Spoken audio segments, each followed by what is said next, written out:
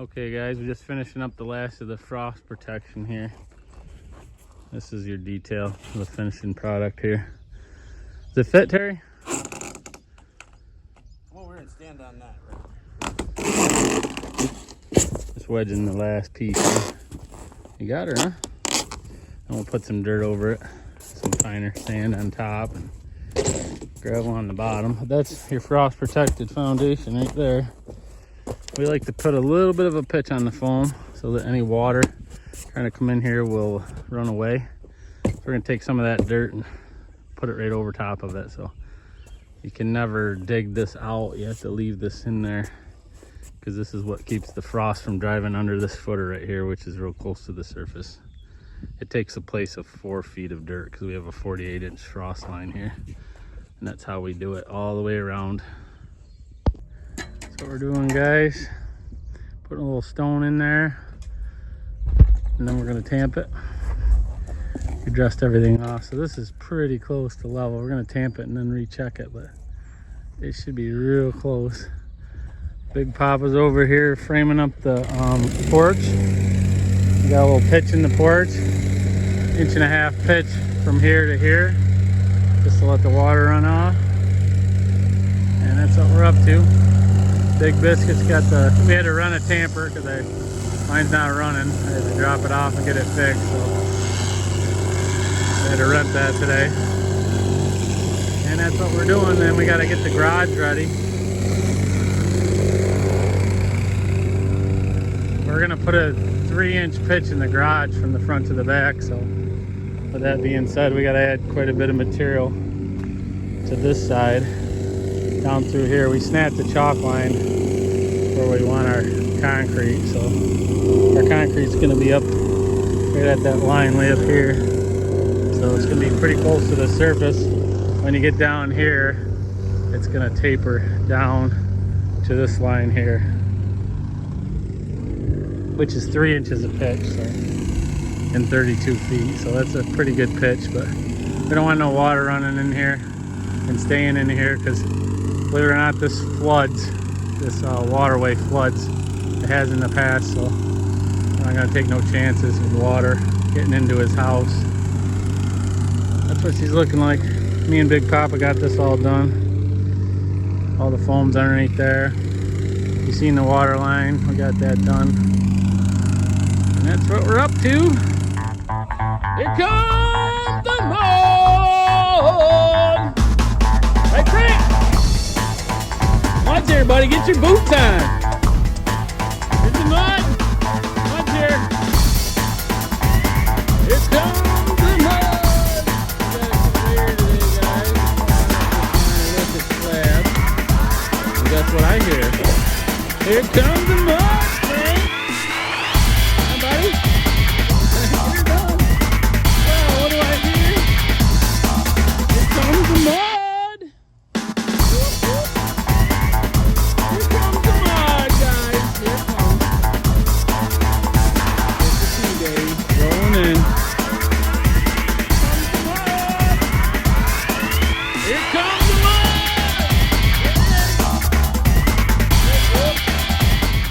Taking the excavator, guys. The reason we got that sitting like that is we take the excavator, scoop this stone up here, and sling it over into the wheelbarrow. That's how we've been doing it to finish this off. Getting our stone in there, kind of a pain, but really can't get a machine up in there. We had a ramp here the other day that we built, but we took that out so we could get everything cleaned up. As we're probably gonna pour the porches tomorrow. That's the game plan if it don't rain.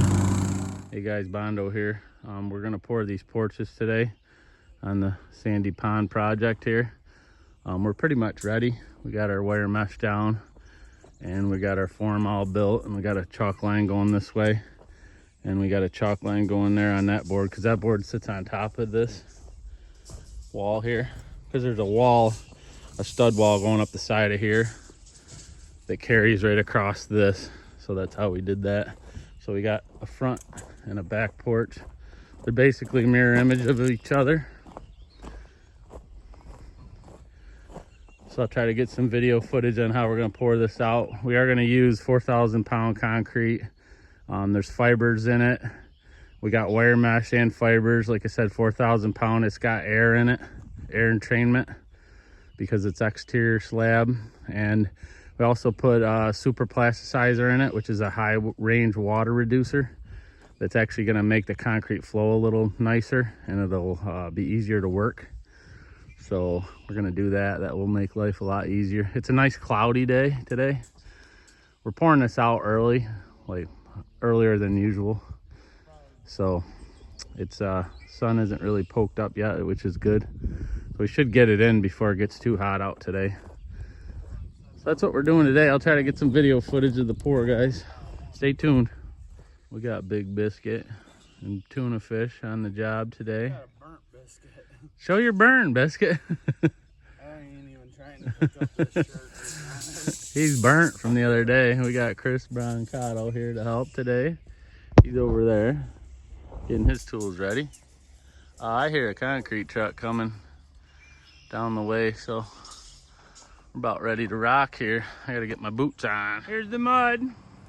Circle T. We got Sean driving today. Back right up here, buddy. Yep, right into this gap right here.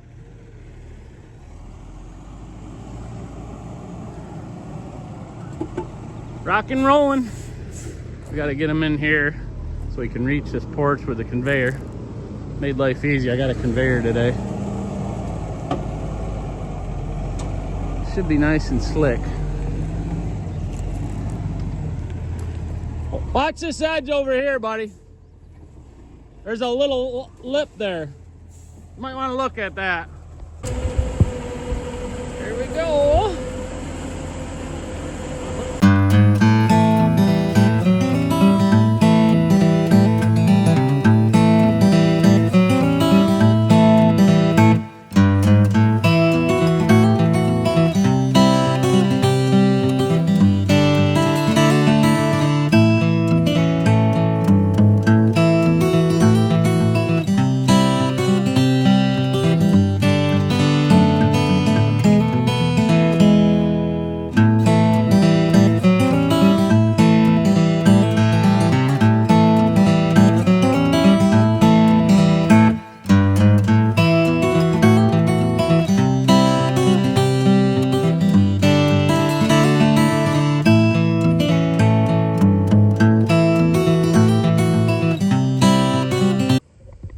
Big Biscuit's gonna run a vibrator right along the side of that form, which is gonna make it not so honeycombed. It'll be easier to finish the edge when we strip the form.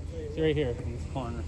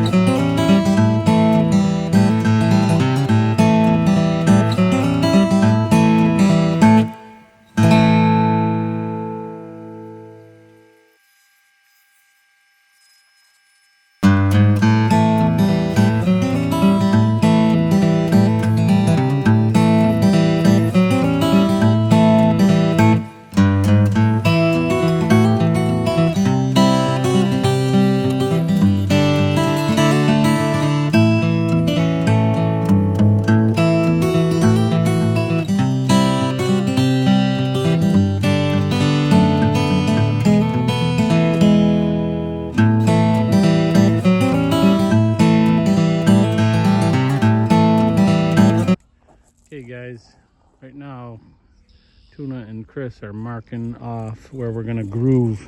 We're gonna groove lines into this pad right here. So we're gonna do it on both sides. I'm edging it with my big edger, which knocks the stones down. This is a magnesium type of, well, it's actually brass, like a brass float, real heavy duty, real heavy tool.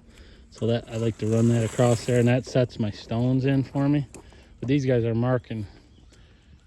What are you marking? Every 6 feet? 6 feet. Every 6 feet, we're gonna put a line in here for expansion. And I'll show you how to do that too, guys. We got a hand groover. Jay, we're gonna need that hand groover. And we'll set the stones with the hand groover, but yeah. This is what I like to do here, guys, while the concrete's still nice and soft. This concrete's pretty workable still because it's got that plasticizer in it. But she'll, when it goes, it goes. So you gotta get your stones and stuff set early. But we got a nice cloudy day, so it's not gonna go too fast on me. But I'm gonna get all these stones set all the way around here with this tool here. The sooner you get to this, the better off you'll be to get that cream up to the top and get them stones set. This is a 3/8 stone mix here, guys, so we didn't run the bigger stones. You can see these little, that's the size of the stones right there. They're 3/8, they're little guys. That's what we run on these like porches and stuff where there's a faced edge. I like to run the smaller stone. They actually will close up easier for you. You'll have less honeycombing. The bigger stones will tend to give you more honeycombing. So when you call for your concrete, you can ask for that smaller stone right there. And that'll just work better for you. Some places don't offer that, but these guys will give you a 5/8 stone or 3/8 stone if I ask for it. And it does make a difference. So that's why I just edged all that on the back pad because that's the one we poured first. So now I'm going to jump into the front pad and hit that real quick. And then I'll show you how we're going to groove this thing.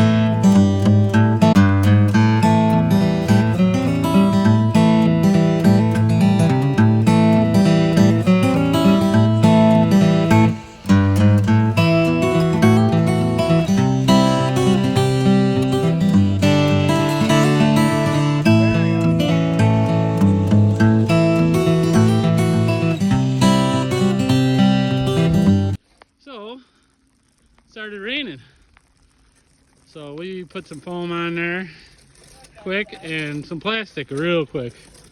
We hustled to get it covered. So it's nice this cloudy day, but it's not nice when it rains. So I'm gonna check the Doppler. It's not supposed to rain that much today. This was just, I think, just a little passing shower, so we'll be in good shape. It's still real wet under there, so Big Biscuit was just floating it out and you could hear the rain coming. So hopefully this stops and we can get back at it.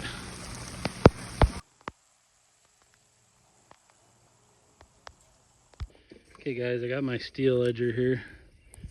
I like to go over this with the steel edger just to get the profile right while it's still soft. We've already set our stones with the bigger edger, so now we're just gonna, this just kind of shapes it to the profile with the cream that you got on top. So I did down through there. That's enough attitude, tuna. Just trying to get things, like I said, trying to get to the shape of this, because the bigger one's a little different profile. So while she's still wet, we're gonna do that. We're gonna be the next step.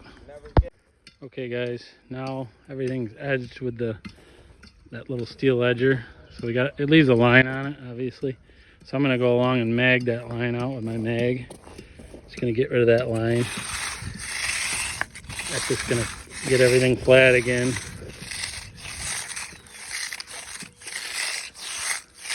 Then I'll go back through and funny float this whole thing again.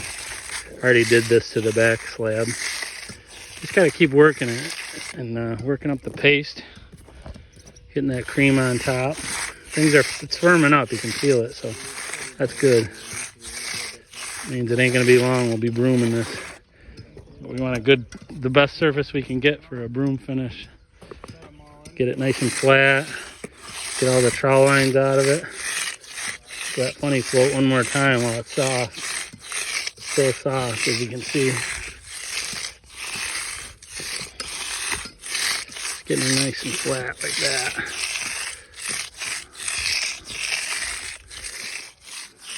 I can reach out a little further once I set this camera down. I'll reach out a little further, but you get the idea. That's what I'm doing here. And you can see where our lines are, our groove lines. It looks like we've lost them, but they're actually just full of cream, so they're gonna come right back out. The stones are all gone on them. You can still see where they are. So that groover will line right up with them and give you a nice easy groove. That's how we do it.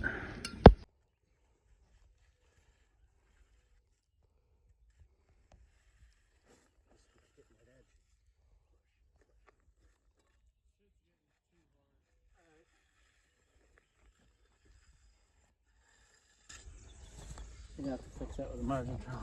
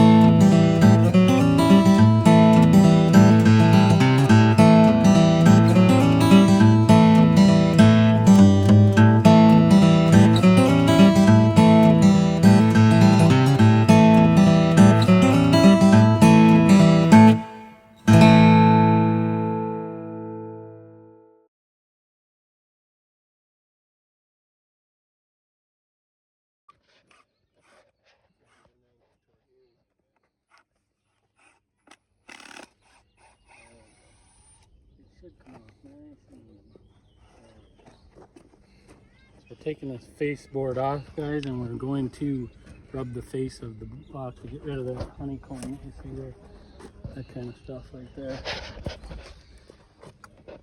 Okay. I don't know if I got a float with me. I got it. We'll save all that stuff.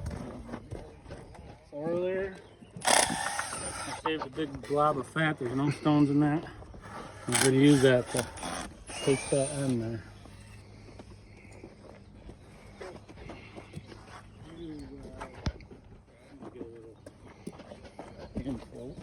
Let me see if I got a rubber float. Yeah, rubber float. I'll put some fat in these big bad spots here.